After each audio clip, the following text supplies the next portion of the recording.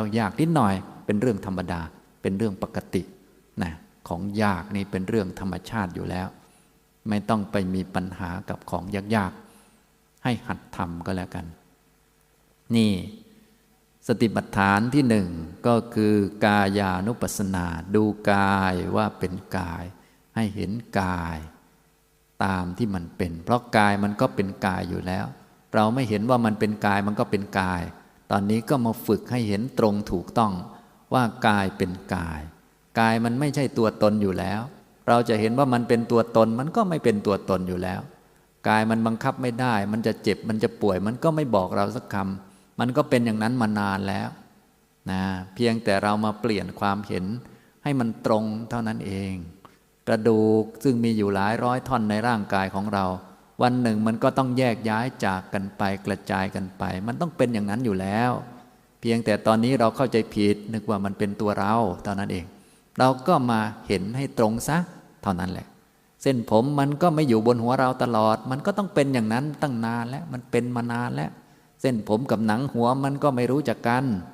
มันไม่รู้โดยซ้ำไปว่ามันชื่อเส้นผม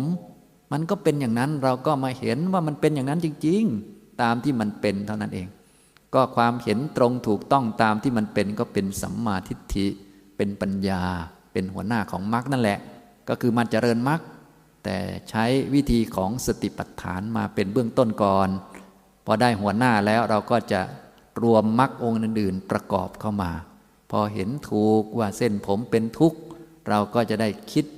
อยากจะออกจากเส้นผมไม่อยากจะมีมันอีกต่อไปแล้วก็เห็นถูกก็จะได้คิดถูกเราก็จะได้พูดถูกว่าเส้นผมนี่ก็ไม่ใช่ของเราไม่ต้องไปหวงมันนะก็จะได้ใช้ชีวิตถูกต้องต่อไปเนี่ยมันก็เป็นอย่างนี้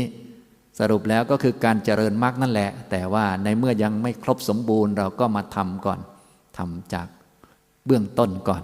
นะเบื้องต้นของโพธิปักขิยธรรมก็คือสติปัฏฐานนั่นเองสติปัฏฐานที่สองก็เวทนานุปัสสนาให้เห็นเวทนาเป็นเวทนาเพราะเวทนามันก็เป็นเวทนาอยู่แล้วความรู้สึกสบายนี่ก็ไม่ใช่กายแล้วก็ไม่ใช่จิตจิตมันเป็นตัวรู้กายมันเป็นที่เกิดของจิตมันไม่รู้เรื่องส่วนความรู้สึกสบายนี่เป็นเวทนามันไม่ใช่กายและไม่ใช่จิตและมันก็ไม่อยู่ตลอดไปความรู้สึกเป็นทุกข์ไม่สบายก็ไม่ใช่กายไม่ใช่จิตและมันก็ไม่อยู่ตลอดไปความอึดอัดใจก็ไม่ใช่ใจเป็นเวทนาความอึดอัดกายก็ไม่ใช่กายเป็นเวทนาก็เป็นสุขทุกข์นั่นเองนะ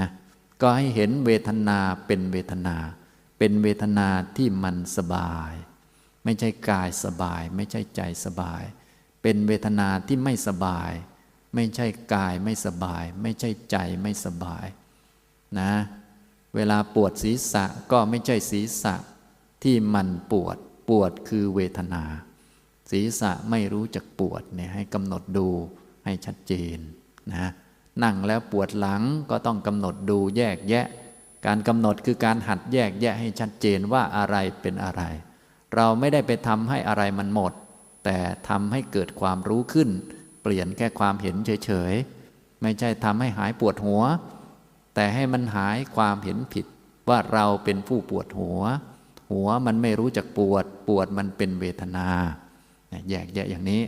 และปวดนี้มันก็ไม่คงอยู่ตลอดไป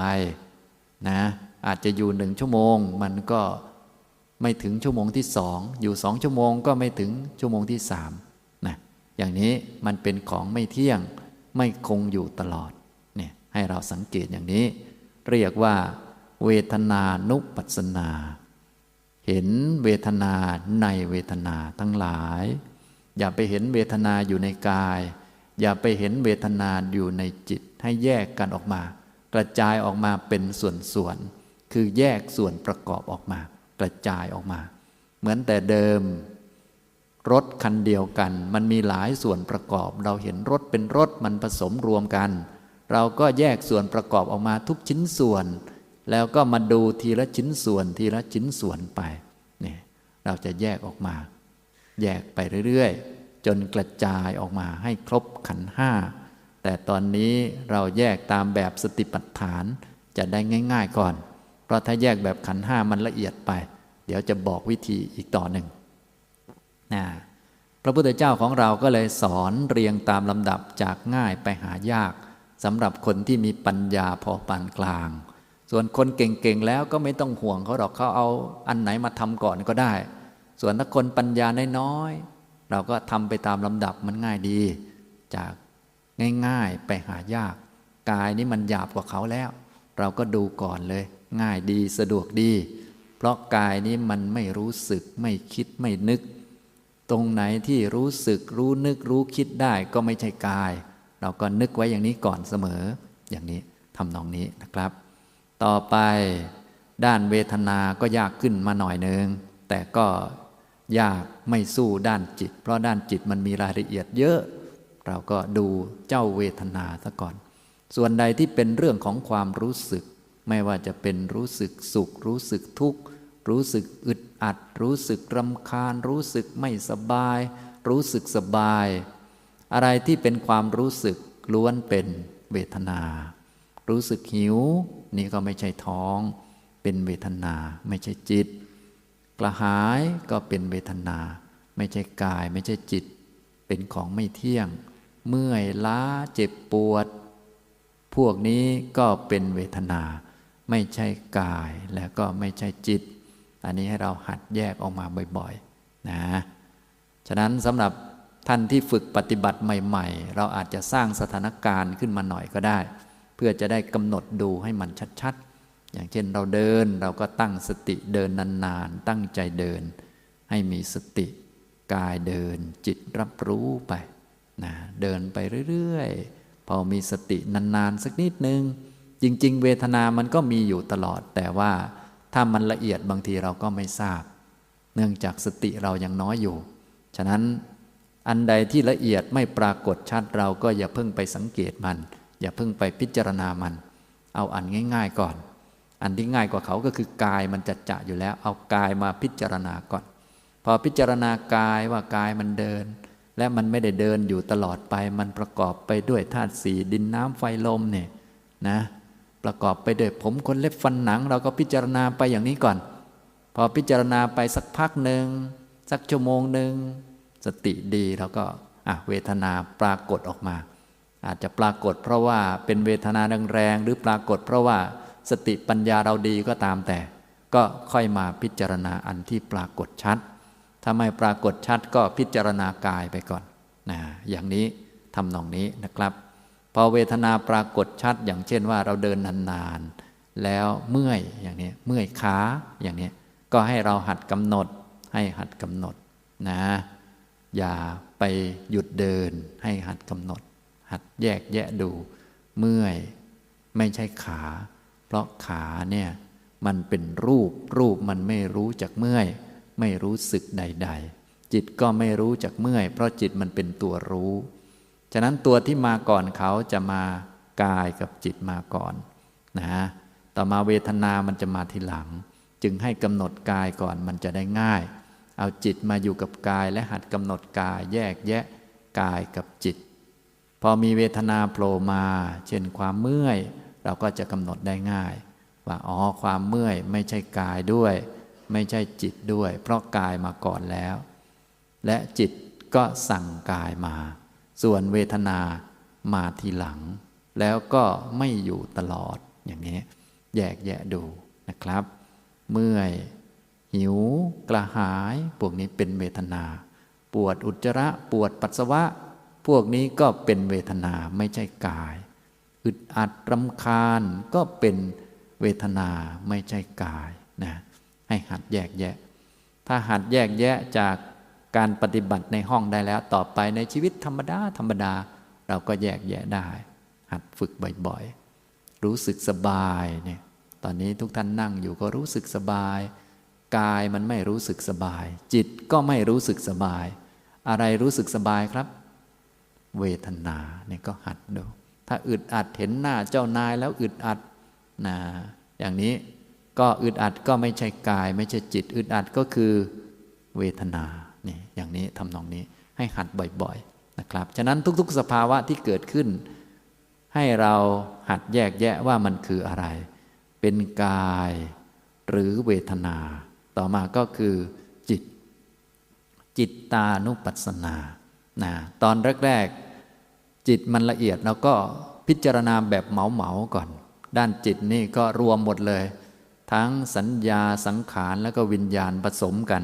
ให้มันเป็นจิตเสียเพราะว่าสัญญากับสังขารมันละเอียดไปในตอนต้นเราก็รวมเป็นจิตซะก่อนรวมเป็นจิตมีราคะก็ไม่ใช่กายไม่ใช่เวทนาเป็นจิตไปเลยจิตง่วงนอนเนี่ยก็ไม่ใช่กายง่วงนอนไม่ใช่กายไม่ใช่เวทนาก็รวมเป็นจิตไปก่อนและจิตนี้ก็เป็นของไม่เที่ยงไม่คงอยู่ตลอดขี้เกียจเนี่ยก็ไม่ใช่กายไม่รู้จักขี้เกียจไม่ใช่เวทนาเพราะเวทนาแค่รู้สึกไม่ขี้เกียจส่วนขี้เกียจเป็นจิตไม่คงอยู่ตลอดฟุ้งซ่านคิดมากก็ไม่ใช่กายเพราะกายไม่รู้จักคิดเวทนาก็ไม่รู้จักคิดเป็นแต่รู้สึกฉะนั้นความคิดมากเป็นจิตไม่คงอยู่ตลอดไปสงสัยว่าปฏิบัติถูกหรือผิดนะจะปฏิบัติยังไงนะอันนี้ไม่ใช่กายแล้วก็ไม่ใช่เวทนาอันนี้เป็นจิตไม่คงอยู่ตลอดไปฉะนั้นไม่ต้องงงถึงงงก็ให้รู้จักว่าเป็นจิตมันงงและจิตที่งงนี้ไม่คงอยู่ตลอดไปแค่นั้นเองอันนี้ฉะนั้นในการปฏิบัติเบื้องต้นให้ทุกท่านแยกแยะออกมาเป็น3ส่วนก่อนให้เก่งๆถ้าแยกแยะเป็น3ส่วนเก่งๆแล้วเราไม่ได้เอา3ส่วนนี้เราเอาปัญญาความสามารถในการแยกแยะเราจะเอาปัญญาตัวนี้ไปแยกจิตออกมาเป็น3ส่วนคือเป็นสัญญาเป็นสังขารและเป็นวิญญาณจนครบขันธ์ห้าแล้วเราก็จะเอาปัญญาที่สามารถแยกขันธ์ห้าไปพิจารณาให้ลึกลงไปต่อไปอีกนี่เป็นอย่างนี้ฉะนั้นถ้าท่านปัญญายังน้อยอยู่อย่างน้อยให้หัดแยกส่วนหนึ่งเป็นกายส่วนหนึ่งเป็นจิตก่อนเป็นเบื้องต้นอย่างนี้นะจึงควรที่จะทำนานๆนะสำหรับท่านใดยังทำไม่ค่อยเป็นก็ให้ทำนานๆเบื้องต้น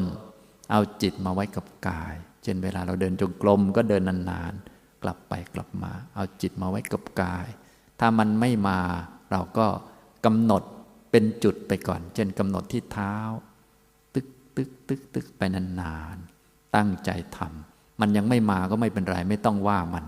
เราก็สวดมนต์ไปก็ได้นึกพุทโธธัมโมสังโฆไปด้วยก็ได้สวดผมขนเล็บฟันหนังฟันเล็บขนผมก็ได้ไม่ใช่สวดให้มันขลังสวดให้มันมีสติให้มันนึกได้เฉยๆว่าตอนนี้กายเราอยู่ที่นี่อย่างนี้ทำนองนี้เมื่อทำนานๆจิตมาอยู่กับตัวแล้วมั่นคงพอสมควรก็หัดสังเกตตั้งคำถามกับตัวเองก็ได้ว่านั่นใครเดินอยู่นะใครเดินก็คือกายมันเดินใครเป็นคนพากายมาเดินจิตแค่นี้เองใครเป็นคนดูกายใครเป็นคนสั่งกายใครเป็นคนคิดเป็นคนนึกจิตแค่นี้ฉะนั้นให้ทำไปทำมาบ่อยๆอย่างนี้แล้วก็ให้สังเกตว่ามีอยู่2ตัวช่วยกันทำอยู่ทุกๆกิจกรรมนั่นแหละมีอยู่2อย่างเสมอให้หัดทำบ่อยๆจนเกิดความคุ้นเคยนะครับต่อไปไม่ว่าเราไปอยู่ที่ไหนก็หัดถามตัวเองอย่างนี้นั่งรถเมล์ไปก็ใครนั่งกายโมโหขึ้นมาใครโมโหจิตอย่างนี้พอเข้าใจไหมหัดอย่างนี้บ่อยๆให้แยกได้2ส่วนก่อนเสมอถ้าแยกได้2ส่วนต่อไปก็หัดเจริญปัญญาตามแบบสติปัฏฐานการแยกได้2ส่วนอันนี้เรียกว่าสมาธิ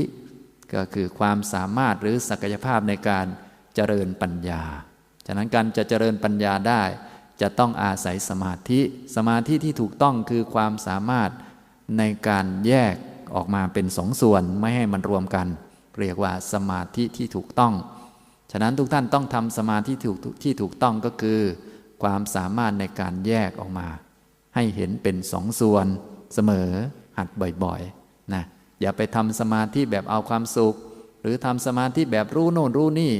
แต่หลงอย่าไปทำแบบนั้นเพราะว่ามันไม่ใช่สมาธิที่จะเป็นไปเพื่อสิ้นอาสวะ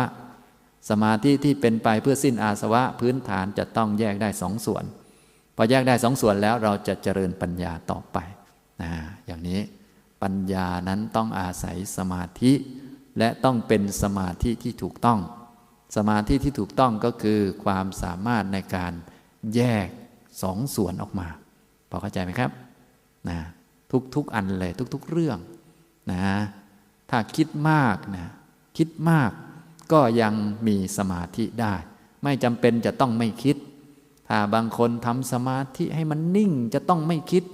อันนี้มันหลงสมาธิไม่รู้จักสมาธิที่ถูกต้องสมาธิที่ถูกต้องแม้แต่คิดมากก็ยังทำสมาธิได้ถ้ายังสามารถแยกได้อยู่ว่าคิดมากนี้คือจิต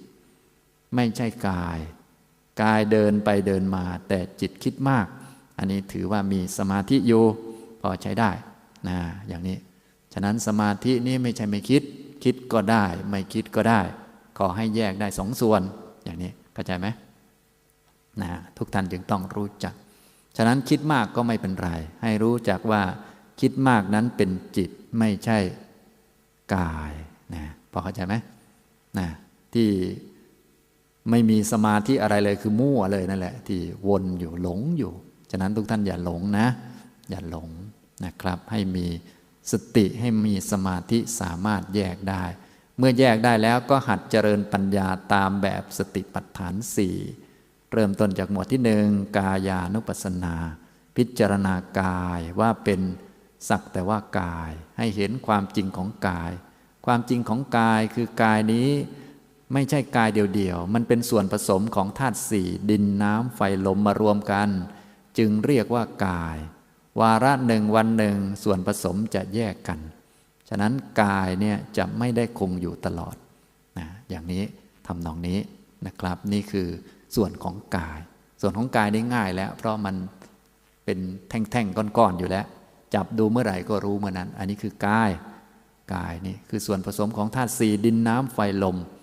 ส่วนที่มันแข็งนี่คือดินสัมผัสดินจำไว้บ่อยๆจับศีรษะดูก็นี่ดินเคาะดูอย่างนี้อย่าไปจับแล้วโดนเราจับโดนดินให้เพื่อนมาช่วยจับก็ได้แกช่วยจับดินหน่อยอย่างนี้ไม่ใช่อย่ามาโดนหัวฉันนะแกเดี๋ยวตบเลยอย่างนี้นั้นอันนั้นพวกนั้นมันหลงเอาศีรษะเอาหัวเป็นตัวตนแค่เขาจะมาเหยียบเท้าก็ยังไม่ได้เขาดูหมิ่นหน้าตานิดหน่อยทักว่าอ้วนขึ้นมานิดหน่อยก็สั่นแล้วเจ้าเข้าแล้วแบบนั้นไม่ได้อันนี้ต้องเห็นกายเป็นสักว่ากายต่อไปใครมาทักกายเราก็สบายแล้วต่อไปก็กายมันเป็นกายเราทักมันก่อนเลยไม่ต้องรอใครมาทักเราทักมันก่อนบอกมันก่อนว่าแกเป็นกายเป็นผมขนเล็บฟันหนังเป็นกระดูกและผุพังสลายไปวันหนึ่งจะไม่อยู่อย่างนี้ต่อไปก็เวทนาเรามาเป็นคอร์สนี้สะดวกเพราะเราสามารถสร้างสถานการณ์ได้เอาเวทนาที่หยาบๆมาพิจารณาก่อนก็ได้เวทนามันมีอยู่ตลอดแต่ว่าอันละเอียดเรามักจะพิจารณายากเราก็พิจารณาอันหยาบๆก่อนอันที่หยาบเวทนาที่หยาบก็คือเวทนาที่มันเป็นทุกข์มันอึดอัดฉะนั้นยิ่งอึดอัดยิ่งดีในเมืองไทยเรามีเรื่องอึดอัดเยอะไหมครับดีมากเพราะมันชัดดีอยู่กับแม่อึดอัดดีไหมอึดอัดดีมากเลยค่ะอาจารย์นั่นแหละเป็นกรรมฐานชั้นยอดเลยเวทนานุปัสสนาแม่ช่วยมานั่งใกล้ๆหน่อยนั่งใกล้แม่แล้วอึดอัดดีเห็นชัดสั่นเลยใครสั่นอยู่นี่กายใครอึดอัดเวทนาอยู่ตลอดไหมไม่ตลอดก็นั่งอึดอัดอยู่นั้นเป็นชั่วโมงเดี๋ยวก็เข้าใจเองแหละมันไม่ยากอะไรให้อดทนสักนิดนึงทำอะไรไม่อดทนไม่มีทางได้ดีหรอกให้อดสักนิดนึงส่วนพวกเราสั่นแค่5 นาทีก็อดทนไม่ได้จะทะเลาะกันแล้วไม่รู้จะเป็นยังไงเนี่ยอย่างนั้นฉะนั้นทำอะไรแล้วไม่อดทนเนี่ยมันไม่มีวันได้ดีหรอกทุกท่านได้ดีมาก็เพราะอดทนทั้งนั้นแหละกรรมฐานก็ทำนองเดียวกันนั่นแหละจะรู้จักเวทนาบางทีก็ต้องโหดสักนิดนึงเพราะว่าเวทนาถ้าอันละเอียดมันก็ไม่ปรากฏชัดเราปัญญาน้อยก็ต้องหยาบสักนิดนึงตามลำดับคนไหนเขาเก่งแล้วเขาก็เอาเวทนาละเอียดในสมาธิมาพิจารณาก็ได้ส่วนเราไปทำอย่างนั้นนิ่งปุ๊บก็โง่เลยอย่าไปทำเลยเอาอันที่ทำแล้วฉลาดฉะนั้นให้เราทำอันที่มันฉลาดไม่เกี่ยวกับหยาบหรือละเอียดทำแล้วฉลาดทำแล้วมีปัญญา นั่นแหละดีทำแล้วเห็นสัจธรรมทำแล้วเห็นทุกข์นั่นแหละดีอึดอัดมันทุกข์ดีไหมดีนี่แหละคือได้ปัญญาทำสงบนิ่งเหลือเกินเที่ยงตลอดอันนี้โง่หลายชั้นอย่าไปทำเลยเดี๋ยวรอปัญญาเยอะก่อนค่อยทำก็แล้วกันอย่างนี้อึดอัดนี่มันดีเพราะเห็นชัดว่ามันเป็นทุกข์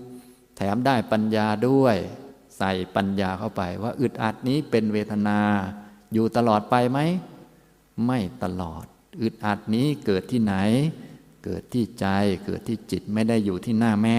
อย่างนี้เข้าใจไหมไม่ได้อยู่ที่เจ้านายไม่ได้อยู่ที่เหตุการณ์บ้านเมืองต่างๆอย่างนี้ฉะนั้นทุกท่านก็สามารถที่จะสร้างสถานการณ์ขึ้นมาได้ในห้องปฏิบัตินี้ก็ทำได้เดินจงกรมนี่ก็เดินนานๆพอเดินนานๆแล้วเมื่อยก็เป็นเวทนาไม่คงอยู่ตลอดเนี่ยที่เราสร้างสถานการณ์เพราะว่าเราจะได้หัดกำหนดได้เรียกว่าฝึกนั่นเองพอฝึกคล่องเราก็จะได้เอาไปใช้ที่อื่นได้นะหิวก็อย่าเพิ่งรีบทานก็ได้ปล่อยมันหิวไปก่อนมันไม่ตายง่ายๆหรอกหิวก็เอามากำหนดเสียแยกแยะให้เห็นชัดถ้าไม่เห็นชัดจะไม่กินข้าวแล้วนะให้เห็นชัดก่อนว่าหิวมันอยู่ตรงไหนหิวนี่มันไม่ได้อยู่ที่ท้องหิวเนี่ยมันเป็นเวทนาเป็นความรู้สึกเกิดที่จิตนี่พอเข้าใจไหมถ้าไม่มีจิตมันไม่หิวหรอกเนี่ยให้เราค่อยๆพิจารณาเดี๋ยวมันก็เข้าใจถ้าไม่พิจารณามันไม่เข้าใจต้องหัดสังเกตแยกแยะดูคนมีกายอย่างเดียวเนี่ยเขาไม่หิวส่วนคนมีกายด้วยมีจิตด้วยมีโอกาสหิวแต่ไม่ใช่หิวตลอดก็หิวเกิดเป็นบางครั้งบางคราวเกิดแล้วก็ไม่เที่ยงไม่คงอยู่ตลอดหิวบ้างกระหายอย่างนี้นี่ให้หัดสังเกตกายไม่อยู่ตลอดเป็นกายเวทนาก็เป็นเวทนาสุขก็เป็นเวทนาทุกข์ก็เป็นเวทนาหิวก็เป็นเวทนากระหายก็เป็นเวทนาอึดอัดก็เป็นเวทนาทุกข์ใจก็เป็นเวทนาทุกข์กายก็เป็นเวทนาเจ็บปวดใจก็เป็นเวทนาปวดศีรษะก็เป็นเวทนาฉะนั้นอย่ากลัวเจ็บปวดให้เอาความเจ็บปวดมากำหนดดูนะอย่างนี้ทำนองนี้อย่ากลัวปวดหัวความปวดนั้นเป็นเวทนาถ้ากำหนดถูกมันก็จะเข้าใจนะไม่ใช่กำหนดถูกดิฉันกำหนดสงสัยกำหนดผิดมันไม่หายไม่ได้กำหนดให้มันหายกำหนดให้มันได้ความรู้ว่ามันไม่ใช่เรามันไม่หายนั่นแหละมันดีเพราะถ้ามันหายเดี๋ยวเราจะเข้าใจผิดว่ามันเป็นตัวเราอีกว่าเรากำหนดเก่งขึ้นมันเลยหายแต่เรากำหนดแล้วมันก็ไม่หายหรือมันก็หายมันก็เป็นเรื่องของมันตามเงื่อนไขไปนะเราไม่ต้องไปสนใจมันหายหรือมันไม่หายเราสนใจแค่ว่าเรามีความรู้ไหมรู้จักมันไหมถ้ายังไม่รู้จักมันให้มันอยู่นานๆนั่นแหละดีแล้วจะได้ศึกษามันเรียนรู้มันเข้าใจมันให้มันปวดนานๆนั่นแหละดีแล้วจะได้รู้จักมันว่ามันเป็นกายไหมมันเป็นจิตไหมแล้วมันตายไหมมันปวดแล้วมันจะตายจริงอย่างที่คิดไหมหรือมันคิดเอาเองหรือมันกลัวตายนี่มันใช่ความปวดไหมมันได้ปวดกับใครเขาไม่กลัวตายนี่มันเป็นจิตไม่ใช่ความปวดคนที่ตายคือกายไม่รู้จักปวดความปวดนี้เป็นเวทนาไม่ได้ตายความกลัวตายนี้เป็นจิตก็ไม่ได้ปวดลองคิดดูมันหลอกเราหลายชั้นขนาดนั้นคนที่ตายนี่ไม่รู้จักความตายด้วยซ้ำไปเพราะมันไม่รู้เรื่องคนที่ตายคือร่างกายคนที่ปวดคือเวทนาคนที่กลัวปวดคือจิตคนที่กลัวปวดไม่ได้ปวดคนที่ปวดก็แค่รู้สึกเฉยๆและไม่ได้ตายคนที่ตายคือร่างกายไม่รู้ปวดด้วยไม่รู้จักความตายด้วยลองคิดดูมันหลงกันขนาดนั้นมันเป็นอย่างนี้พวกเราเอากายกับจิตมารวมกันมันก็เลยหลงเห็นไหมตอนนี้ก็เลยต้องแยกกระจายออกไปแยกกระจายอย่างนี้ของที่รู้จักตายก็คือร่างกายรู้จักแตกพังสลายนี่คือกายเนี่ยไม่มีวันกลัวตายเพราะมันไม่รู้เรื่องไม่มีวันกลัวเจ็บปวดเพราะมันไม่รู้เรื่องพอเข้าใจไหม ส่วนคนที่กลัวตายไม่ได้ตายด้วยแถมไม่ได้ปวดด้วยเป็นจิตอย่างนี้พอเข้าใจไหมเนี่ยอย่างนี้ทุกท่านจึงควรแยกแยะตรงนี้ให้ชัดเจนถ้าเข้าใจชัดเข้าใจถึงและท่านก็จะเลิกกลัวเจ็บปวดอีกต่อไปเลิกกลัวตายอีกต่อไปเพราะถึงแม้จะกลัวปวด ก็ไม่เกี่ยวเพราะปวดมันไม่ได้กลัวปวดกลัวปวดนี่มันเป็นจิตมันไม่ได้ปวดกับเขามันกลัวเฉยๆกลัวตายก็ไม่ได้เลิกตายเพราะถ้ายังมีกายอยู่ก็ต้องตายอยู่เอ้ามันไปเกี่ยวอะไรกับชาวบ้านชาวเมืองเขามันงงเข้าใจไหมอย่างเงี้ยงงไหมเนี่ยบางท่านงงที่อาจารย์พูดอะไรนี่แหละงงตัวเองไหมว่าทำไมมันขนาดนี้เลยเหรอคนเราเขานี่อย่างนี้แหละเขาเรียกว่ามันหลง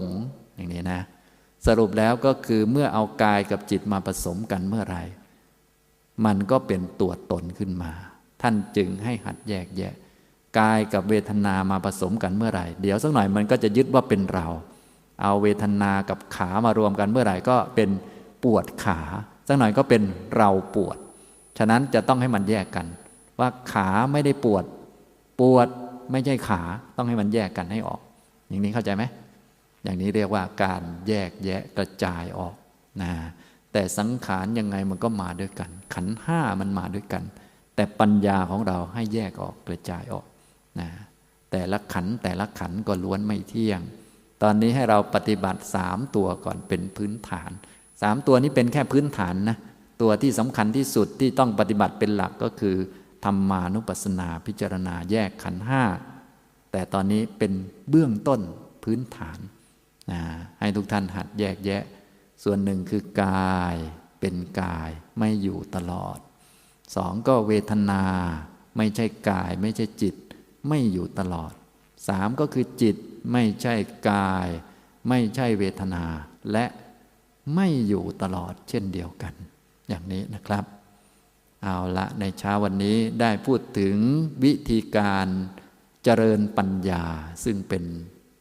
ระดับสูงและตอนนี้ก็เป็นระดับฝ่ายวิปัสสนาที่จะก่อให้เกิดสัมมาทิฏฐิก่อให้เกิดมรรคและแต่ว่าเป็นเบื้องต้นอยู่ก็คือใช้หลักของสติปัฏฐาน4ประการตอนนี้เราทำสติปัฏฐานพื้นฐานก่อนก็คือดูกายว่าเป็นกายดูเวทนาว่าเป็นเวทนาดูจิตว่าเป็นจิตอันนี้เป็นเบื้องต้นพื้นฐานต้องทำให้เป็นถ้าทำเป็นแล้วเราจะมาแยกแยะขันธ์ห้าออกมาต่อไปอย่างนี้นะครับเอาละบรรยายในเช้าวันนี้ก็คงพอสมควรแก่เวลาเท่านี้นะครับอนุโมทนาทุกท่านครับสาธุสาธุสาธุ